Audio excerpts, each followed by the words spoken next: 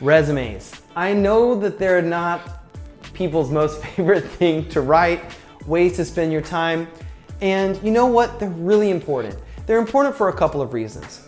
The first reason is the simple reason, which is that presenting yourself powerfully on this piece of paper or in a PDF is still really important when your resume gets to the right person. Even if you go through some sort of automated system or you have a friend at the company, they're still gonna ask you for a resume. And it's important that you present yourself powerfully on that document. Now the other reason, the second reason that resumes are becoming increasingly important is that when you put these resumes into things like applicant tracking systems or ATSs, that's what human resource departments often have you fill out when you apply for a job.